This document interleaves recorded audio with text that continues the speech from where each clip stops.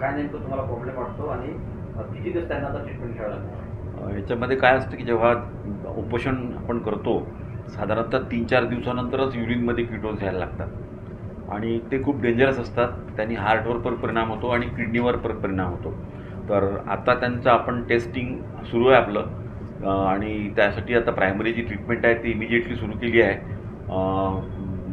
काही जे रिपोर्ट्स आहेत ब्लडचे ते आम्हाला साधारणतः एखाद्या तासात मिळतील.